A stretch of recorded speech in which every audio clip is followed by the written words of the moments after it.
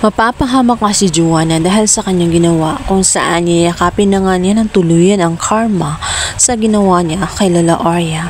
Paglalaroan siya ng kanyang mga kaibigan dahil nalaman nito na hindi na nga siya mayaman at tumaas na pa siya na parang nga nasa kanya pa ang lahat.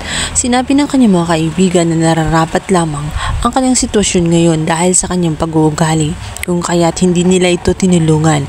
Iniwan nila si Joanna na wala ang mga cards, maging ang kanyang wallet, kung kaya't nanghihina siya at hindi niya alam kung paano na siya makauwi. Sa pag-aakala naman ni Joanna na may makakatulong sa kanya na stranger na nagbayad pa ng kanyang bills, ngunit ito pala ay may maitim na balak. Iniwanan din siya nito at pinabaya sa isang kaibigan kung saan kakilala din ito ng kanyang kuya na ito ngang si Yuan. At mukhang may matagal na lang gusto dito kay Joanna. Ngayon ay pagsasamantalan niya ang kahinaan nga nitong si Joanna. Dahil pag-interesan niya ang katawan niya nitong si Joanna. Sa kabilang banda, ito namang si Charlie ay pipilitin ng kanyang anak na umanib sa kanya. Ngunit kahit anong gawin niya ay hindi niya makukuha ang tiwala ng kanyang anak. Sinabi ni Francis na kailanman ay hindi niya gugustuhin na maging kasing sama o tularan ng kanyang ama dahil nagnakaw na nga siya ng pera sa kumpanya ay hindi pa ito nakontento sapagkat inangkin pa niya ang naturang kumpanya ng mga De La Costa. Ng kanyang ama, sinabi nito na magiging bigo at babalik rin itong si Francis sa kanyang ama sapagkat iiwanan din siya nitong si Ina dahil nakita nga niya na si Ina ay talagang may motibo dito kay Yuan. Kaya nito pinilit na manatili sa bahay ni Yuan para makasama itong si Yuan. Kung kaya hindi rin siya magtataka na isang araw ay magiging sila at maiiwan nga sa ere itong si Francis. Kaya naman namumuo ang galit ni Francis sa kanyang puso. Punong-puno na rin siya ng insecurity dito kay Yuan. Tingin niya kasi ay maiiwan siya nitong si Ina dahil pipiliin na ni Ina itong si Yuan. Kung kaya't magugulat na lamang nitong si Ina sa inaasal sa kanya ng kanyang boyfriend na si Francis. Antala, litong-lito na nga itong si Ina, hindi pa siya mapalagay dahil nga sa palaging nagbabangayanan si Yuan at itong si Francis.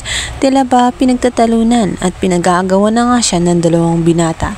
Kaya naman sa napakahaba ng buhok nga nitong si Ina dahil dalawang lalaki ang nag-aagawan sa kanya.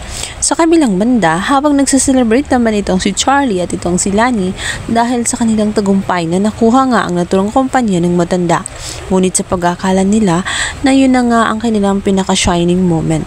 Ngunit magugulat na lamang sila dahil bigla na lamang papasok nga itong si Lola Arya kasama nga itong si Ina at itong si Joanna dahil napapatunayan na sa pilitan lamang na kinuha mula sa pag-aari ni Joanna ang naturang kumpanya kung kaya't ito nga ay huhulihin na nga itong si Charlie kasama nga itong si Lani. Subalit si Charlie ay nilaban. Kinuha niya ang baril ng kanyang security guard at namaril siya. Natama naman at nabasag ang mga bote hanggang sa nakatakas nga ang dalawang ahas na itong si Charlie at itong si Lani.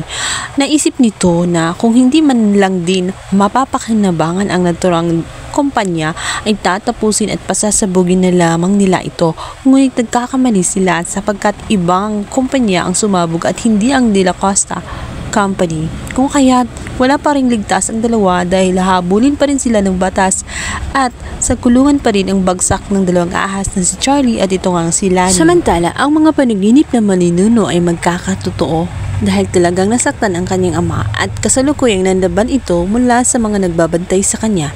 At sa awa nga ng Diyos ay nakatakas nga ang kanilang ama at tuluyang makalaya mula sa mahabang panahon na pagkakakulong.